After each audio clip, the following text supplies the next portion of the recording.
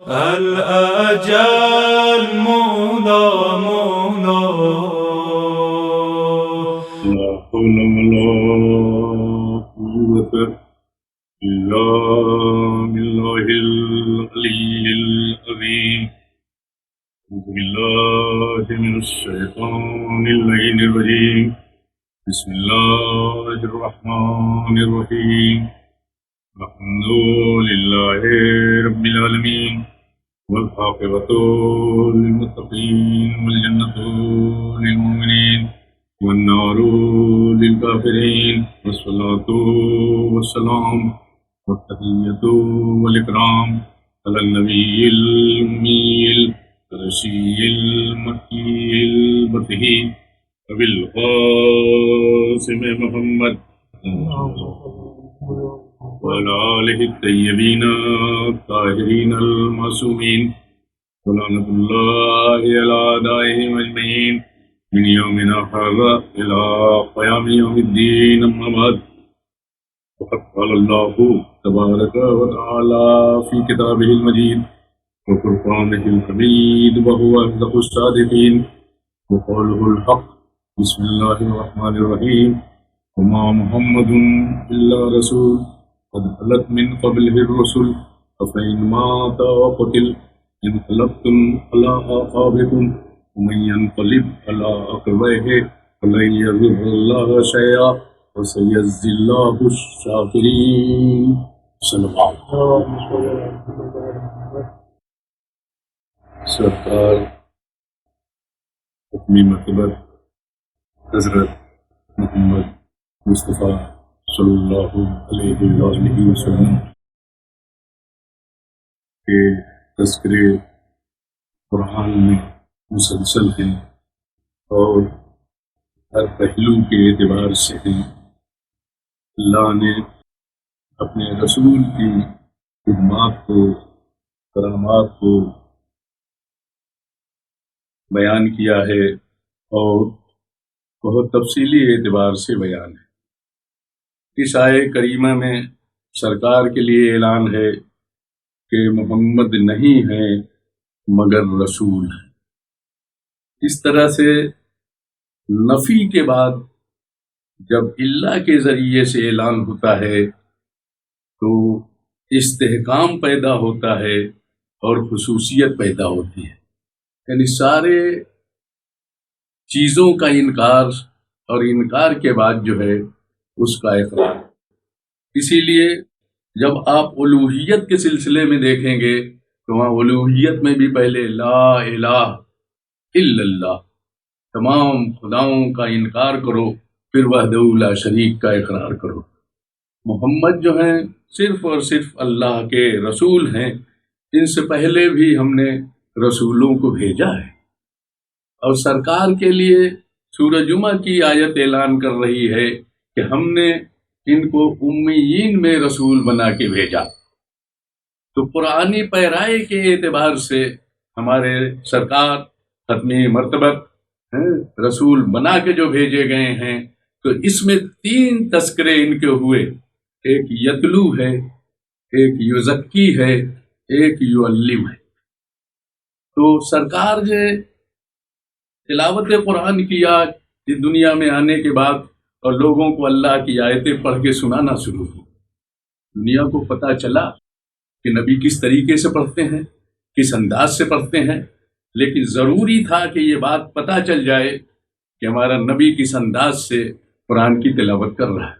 یہ انداز اس وقت پتہ چلا جب سرکار ختمی مرتبہ معراج کی وادی میں پہنچے اور وہاں گفتگو ہوئی اور وہاں سے لوٹ کے آئے تو لوگوں نے بے ساختہ یہ پوچھا کہ اللہ سے گفتگو ہوئی؟ تو نبی نے فرمایا کہ ہاں. کس لہجے میں گفتگو ہوئی؟ تو سرکار ختمی مرتبہ ارشاد فرماتے ہیں کلمنی بلہجت امیر المومنین علی ابن ابی طالب.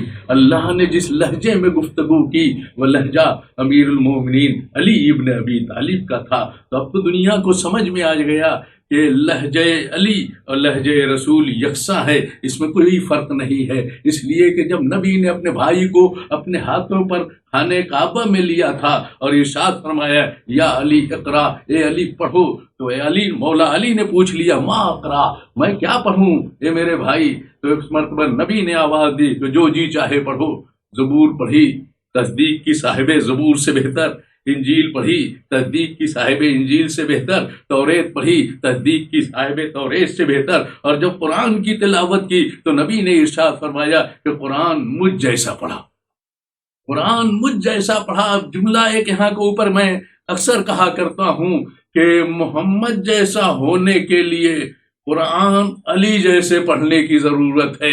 محمد جیسا اور علی جیسا لہجہ کائنات میں اگر مل جائے تو سوائے آل محمد کے گھرانے کے یہ لہجہ کہیں اور ملا ہی نہیں ہے۔ یتلو، تلاوت کر رہے ہیں، تلاوت کرتے رہیں گے۔ قرآنی پیغام میں مجھے ایک پیغام دینا پڑتا ہے کہ جب آپ قرآنی آیات کی تلاوت کریں اور قرآن پڑھیں تو اس انداز سے پڑھیں کہ اس کے حقوق تلف نہ ہونے پائیں، اس کے حقوق باقی رہ جائیں، قرآنی آیات کا ترجمہ صحیح طریقے سے کیا جائے۔ اس لیے کہ یتلو میں دو زمانے پائے جاتے ہیں، یزکی میں دو زمانے پائے جاتے ہیں، یعلم میں دو زمانے پائے جاتے ہیں۔ جب دو زمانہ پایا جاتا ہے تو دونوں زمانوں کا ترجمہ ہونا چاہیے۔ اس لیے فعل مضارع میں زمان حال بھی ہے، زمان استقبال بھی ہے۔ یتلو فعل مضارع ہے، اس میں زمان حال بھی ہے، زمان استقبال بھی ہے۔ یزکی فعل مضارع ہے، اس میں زمان حال بھی ہے، زمان استقبال بھی ہے۔ یعلم فعل مضارع ہے، اس میں زمان حال بھی ہے، زمان استقبال بھی ہے۔ دنیا والو، جب قرآن پڑھو تو اس انداز سے پڑھو کہ حقوق قرآن تلف نہ ہونے پائے۔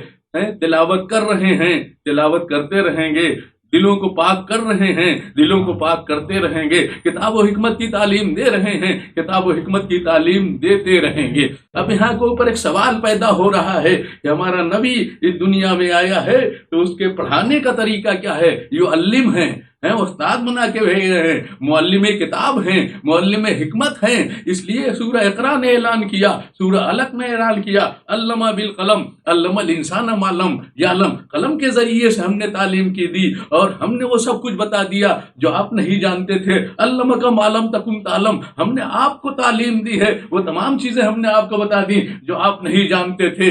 تو سرکار ختمی مرتبہ استاد ہیں، معلم ہے، جو پڑھا لکھا ہوتا ہے وہ امی نہیں ہوا کرتا، ان پڑھ نہیں ہوا کرتا۔ یہ تو کسی ایک بچے سے بھی پوچھیں گے تو اس کے ماننے کے لیے تیار نہیں ہے کہ ہم پڑھنے کے لیے اس سے جائیں۔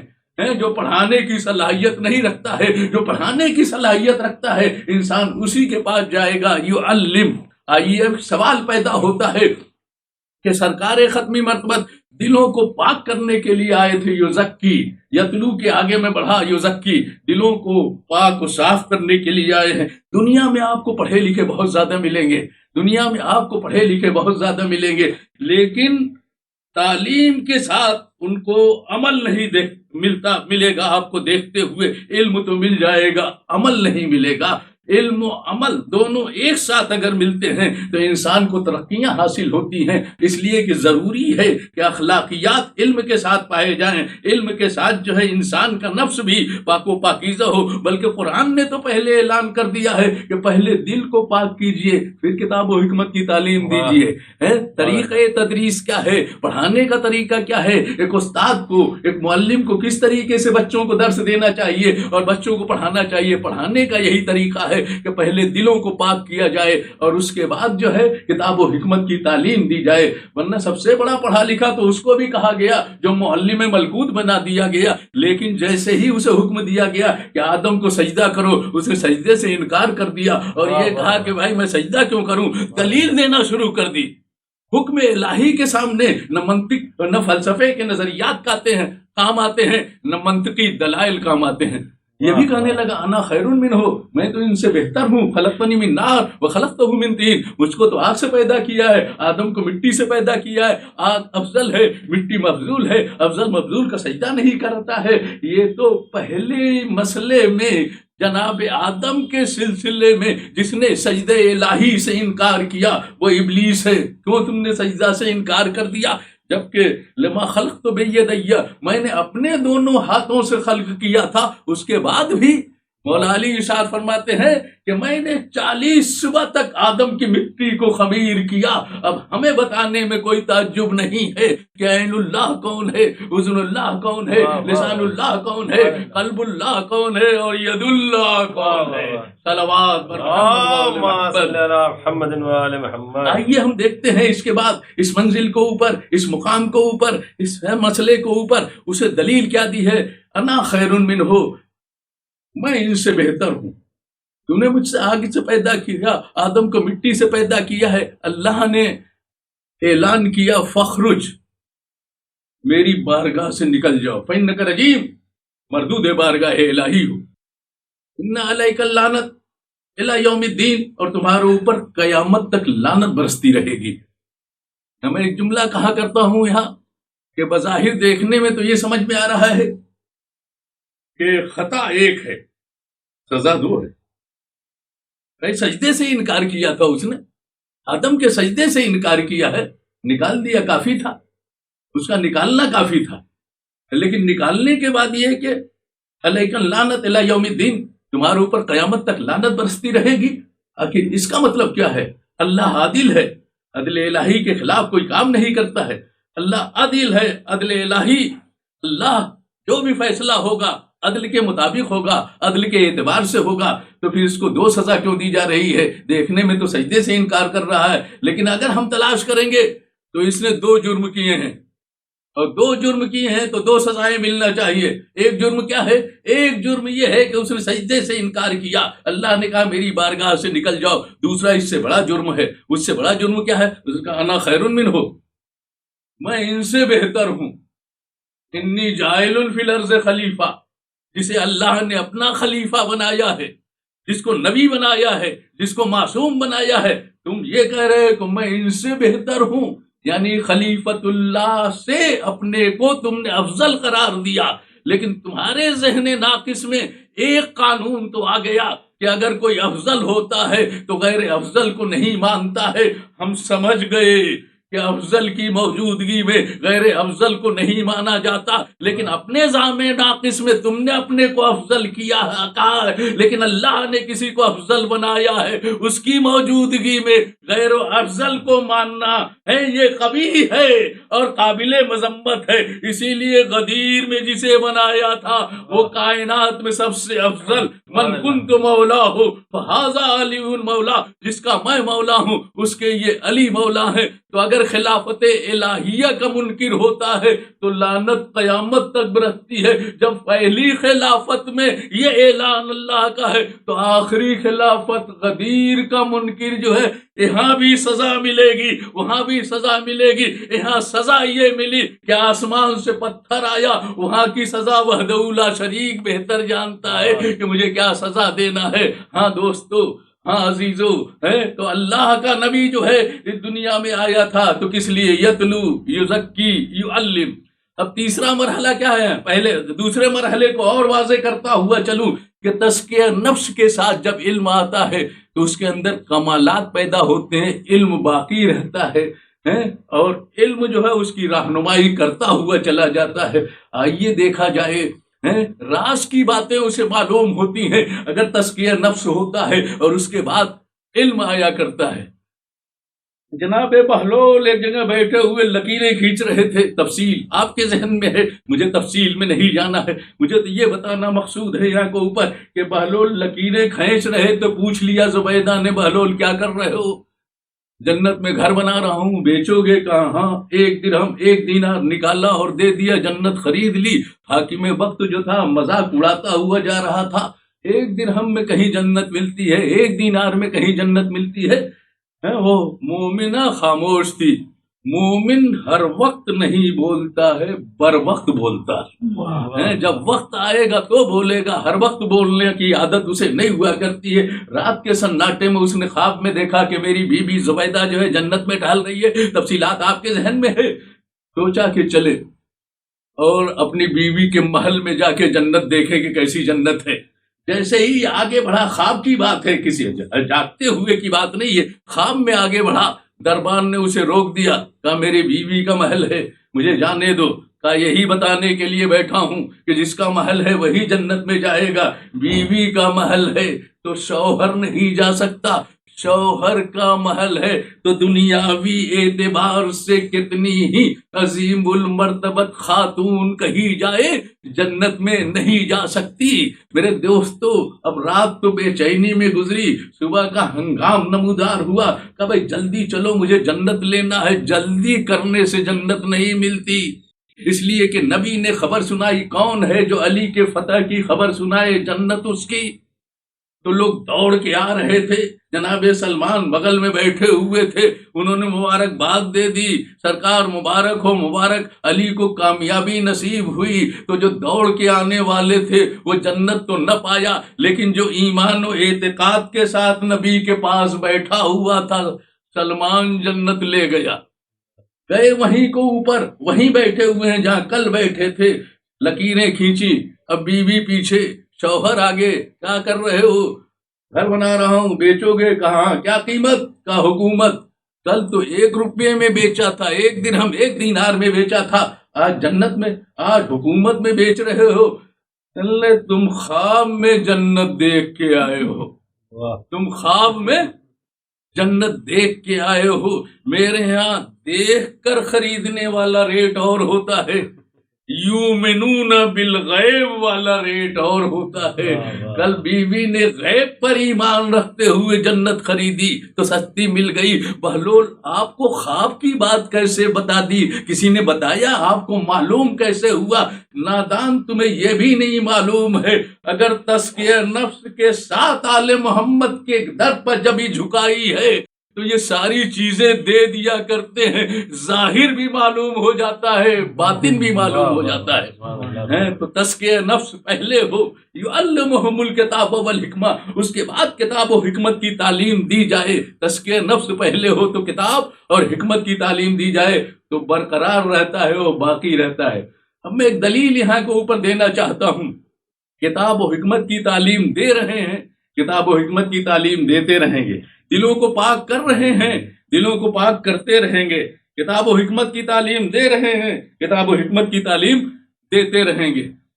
سوال یہ پیدا ہوتا ہے کہ قرآن قیامت تک باقی رہنے والی کتاب ہے، تو قیامت تک جتنے لوگ ہوں اس قرآن کے اوپر عمل کرتے رہیں گے.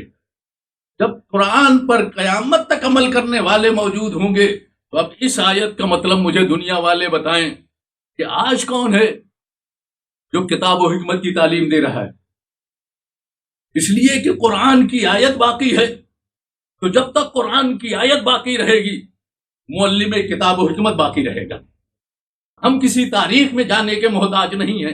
اب مجھے ضرورت نہیں ہے کہ ہم کسی تاریخ کو پڑھیں، اب ضرورت نہیں ہے کہ ہم کسی حدیث کو پڑھیں. ہمیں تو خود قرآن کی آیت بتا رہی ہے کہ جب تک قرآن رہے گا، جب تک کوئی معلم اور استاد رہے گا. تو وقت آخر کا مسئلہ بھی اب سمجھ میں آ گیا کہ نبی نے قلم و کاغذ کیوں مانگا تھا. قلم و کاغذ کی روایت بھی اب سمجھ میں آ رہی ہے کہ نبی نے وقت آخر قلم و کاغذ کیوں مانگا تھا. میں 2 چیزیں چھوڑ رہا ہوں، ایک اللہ کی کتاب، ایک اپنی عطرت. جب تک یہ کتاب باقی رہے گی، جب تک وارث کتاب باقی رہے گا، جب تک وارث کتاب اور محافظ کتاب باقی رہے گا. اس لیے کہ کتاب باقی ہو وارث نہ ہو، کتاب باقی ہو محافظ نہ ہو، کتاب رہے معلم کتاب نہ ہو، یہ کوئی عقل قبول کرنے کے لیے تیار نہیں ہے. لہذا ماننا پڑے گا کہ جیسی کتاب ہوگی ویسا ہی استاد ہوگا، جیسی کتاب ہوگی ویسا ہی استاد ہوگا. ایک سبجیکٹ کی کتاب ہے، استاد ویسا ہی ہوگا. لیکن جس کے اندر تمام مضامین ہو تو ہمیں تلاش کرنا پڑے گا کہ اس کا استاد کیسا ہے. قرآن خود اعلان کر رہا ہے وَلَا رَطْبٍ وَلَا يَابِسٍ إِلَّا فِي كِتَابٍ مُبِينٍ. قرآن میں ہر خشک و تر موجود ہے. تو اس کا مطلب ہمیں استاد تلاش کرنا ہے کہ ایسا استاد ہو جو خشک بھی پڑھا دے، ہر تر کو بھی پڑھا دے، ہر چیز کو بھی پڑھاتا ہوا دکھائی دے. استاد کو بتا دے، اے قرآن کریم اپنے استاد کو بتا دے.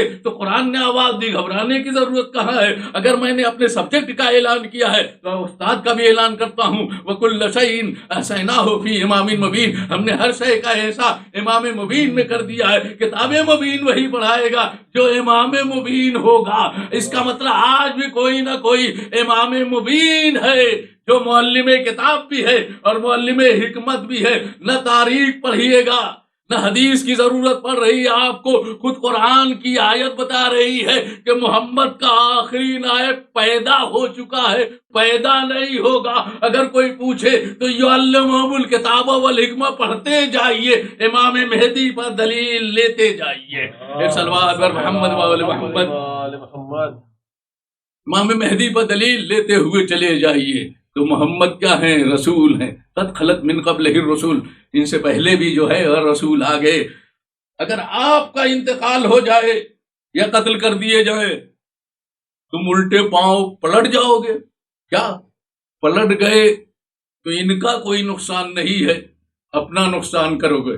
اللہ کا کوئی نقصان نہیں ہے، تم اپنا نقصان کرو گے۔ اسی طریقے سے جیسے کائنات اگر الوہیت کی قائل نہ ہو تو اللہ کا کوئی نقصان نہیں، تمہارا نقصان ہے۔ کائنات اگر رسالت کی قائل نہ ہو تو اس کا خود نقصان ہے، رسول کا کوئی نقصان نہیں۔ کائنات اگر ولایت کی قائل نہ ہو تو ان کا کوئی نقصان نہیں ہے، تمہارا خود ہی نقصان ہے۔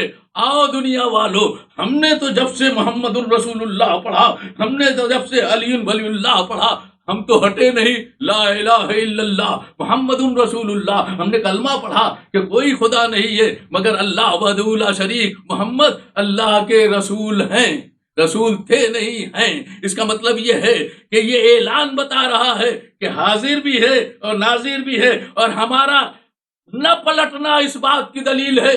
اس لیے قرآن کہہ رہا ہے کیا الٹے پاؤں پلٹ جاؤ گے؟ ہم تو پلٹے نہیں۔ لذا ایک جملہ تاریخ کا دیتا ہوں، آپ کے حوالے کرتا ہوں، ہم تو پلٹے نہیں، محمد مرے نہیں۔ ہم تو پلٹے نہیں، محمد مرے نہیں۔ کیوں؟ اس لیے کہ آج بھی ہم نے اعلان کیا ہے کہ محمد اللہ کے رسول ہیں، محمد اللہ کے رسول تھے یہ نہیں اعلان ہے، محمد اللہ کے رسول ہیں یہ ہمارا اعلان ہے۔ آؤ دنیا والے دیکھو، عظمت والی ذات سرکار ختمی مرتبت کی احترامات قرآن میں سرکات ختمی مرتبت کے، اور اخلاقیات کی گفتگو قرآن میں سرکار ختمی مرتبت کی آیتیں ہیں تو کہیں طٰہٰ ہے، کہیں مزمل ہے، کہیں مدثر ہے، کہیں شاہد ہے، کہیں سراج ہے، کہیں منیر ہے، کہیں بشیر ہے، کہیں نذیر ہے، سرکار کے لیے ہے۔ وجدک ضالا فہدی، ہم نے آپ کو کامل رہنما پایا تو ہادی بنا کے بھیجا۔ یہ قرآنی آیات اعلان کر رہی ہیں ہر اعتبار سے کمالات کی ذات سرکار ختمی مرتبت حضرت محمد مصطفیٰ صلی اللہ علیہ وآلہ وسلم کی ذات ہے۔ ہمارا نبی کمالات کی آخری منزل کو اوپر ہے، جہاں آخر کے لیے بھی کمالات کی ضرورت ہو۔ محمد کی وجہ سے کائنات کو کمالات ملے ہیں، کائنات کی وجہ سے محمد کو کمالات نہیں ملے ہیں۔ کائنات محتاج ہے محمد کی، محمد کائنات کے محتاج نہیں ہے۔ محمد اور آل محمد کی ضرورت ہے ساری کائنات کو۔ لہذا وہ جس کی تعریف وحدہ لا شریک کرتا ہے اسے محمد کہا جاتا ہے، اسی لیے وہ ہے محمود اور یہ ہے محمد۔ فضل العرش محمود بہذا محمد، وہ محمود ہے اور یہ محمد ہے۔ محمد اسے کہتے ہیں جس کی زیادہ تعریف کی جائے، محمود اس کو کہتے ہیں جس کی تعریف کی جائے۔ تو اللہ کی تعریف زیادہ ہو رہی ہے یا نبی کی، رسول کی ہمارے تعریف زیادہ ہو رہی ہے؟ آپ بتائیے کہ اللہ کی تعریف کرنے والے زیادہ ہیں۔ سروے میں آپ کو مل جائے گا کہ اللہ کی تعریف کرنے والے، اللہ کو ماننے والے زیادہ مل جائیں گے، رسول کو ماننے والے کم ہیں۔ تو ہونا تو یہ چاہیے تھا کہ پالنے والے تو محمد ہو اور یہ محمود ہو، لیکن تو محمود ہے اور یہ محمد ہے۔ تو وجہ کیا ہے کہ اللہ محمود ہے، یہ محمد ہے۔ سمجھ رہے ہیں؟ جس کی تعریف کی جائے اسے محمود، ساری دنیا جس کی مل کے تعریف کرتی ہے اسے محمود کہتے ہیں، اور ساری دنیا میں جن لوگوں کے ساتھ اللہ بھی خود تعریف کر رہا ہے اسے محمد کہتے ہیں۔ دنیا تعریف کرے یا نہ کرے، اللہ اکیلے جو تعریف کر دے گا تو یہ محمد ہوگا۔ آج کی تاریخ اسی مناسبت سے ہے کہ سرکار مشکلات، 11 ہجری کا زمانہ گزر چکا، 11 ہجری کے زمانے میں ایک اعلان ہوا، غدیر کا وقت گزر چکا۔ غدیر کے اعلان کے بعد جو ہے سرکار اس دنیا سے رخصت ہوئے۔ 28 صفر اس دنیا سے جانے کا وقت ہے۔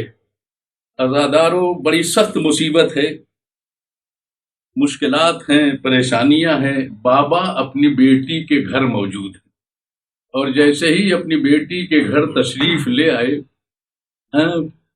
آرام فرما رہے ہیں، بیٹی سرہانے موجود ہے، وصیتوں کا تذکرہ بھی ملتا ہے، مولا علی، امام حسن علیہ السلام، امام حسین علیہ السلام، لیکن بیٹی سرہانے موجود ہے۔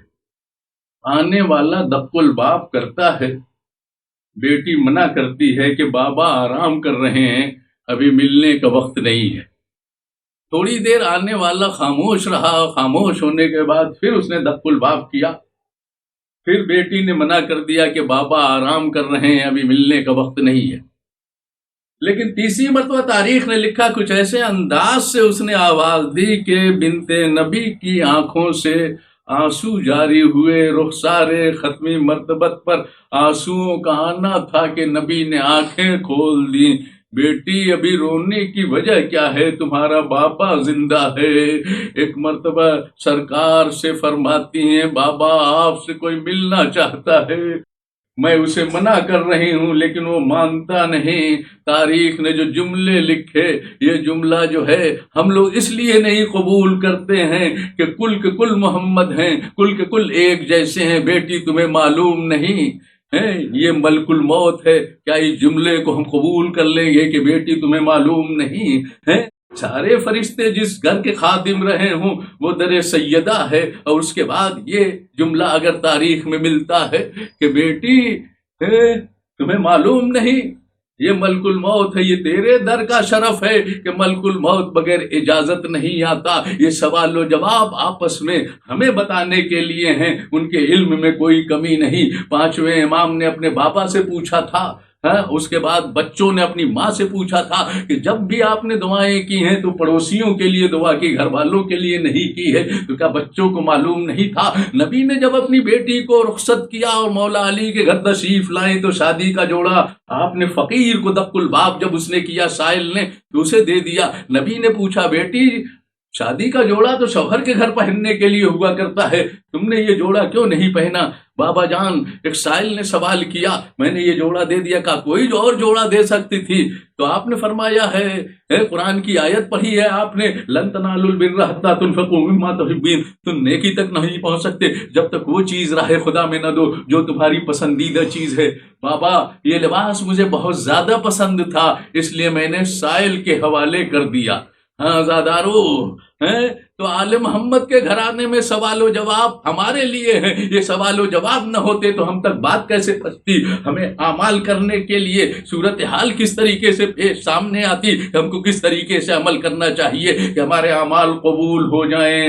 ہاں زادارو، بابا بیٹی سرہانے موجود ہے، نبی اس دنیا سے رخصت ہو گئے، بیٹی نے قصیدہ پڑھنا شروع کر دیا، سبت علیہ مصائب لو انہا سبت علیہ مسن لیالیا۔ بابا آپ کے جانے کے بعد ایسی مصیبتیں پڑی کہ دنوں پر اگر پڑتی تو تاریکی میں بدل جاتے۔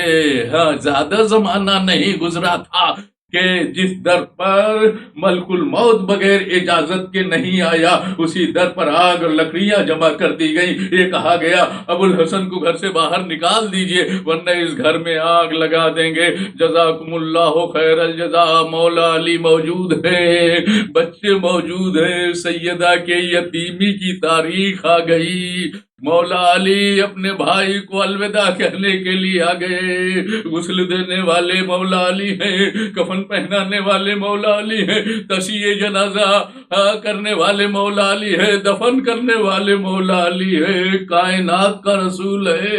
لوگوں نے محمد رسول اللہ کا کلمہ پڑھا ہے، جنازے میں کتنے لوگ تھے عزادارو، سوچنے کا محل ہے، سوچنے کا مقام ہے۔ جس کے یہ خدمات قرآن نے بیان کیے ہیں، جن کے اخلاقیات قرآن نے بیان کیے ہیں، جن کا احترام قرآن نے بیان کیا ہے، جب اس دنیا سے آپ رخصت ہوئے تو صورتحال یہ ہے کہ گھر والے چند چاہنے والوں کے علاوہ کوئی مجمع ہی نہیں تھا جو نبی کو دفن کرتا۔ ہاں غسل ہوا، کفن پہنایا گیا، تشییع جنازہ ہوئی، مولا نے نماز پڑھی اور آپ کو دفن کر دیا گیا۔ لیکن ہائے آپ کا نواسہ کربلا کی وادی میں ہے، کوئی دفن کرنے والا نہیں۔ ایک مرتبہ سید سجاد نے میدان کربلا کو دیکھا، پھوپھی نے سید سجاد کے چہرے کو دیکھا، اے بیٹا سید سجاد یہ تمہاری کیا کیفیت ہے، کہیں ایسا نہ ہو کہ روح قفس عنصری سے پرواز کر جائے۔ پھوپھی اماں میدان کربلا دیکھیے، ان ظالموں نے گشتہائے نجس کو دفن کر دیا، ہائے میرا بابا جلتی ریت پر پڑا ہوا ہے، کوئی دفن کرنے والا نہیں۔ الا لعنت اللہ علی القوم الظالمین وسيعلم الذين ظلموا أي منقلب ينقلبون۔ اللهم صل على محمد وآل محمد وعجل فرجهم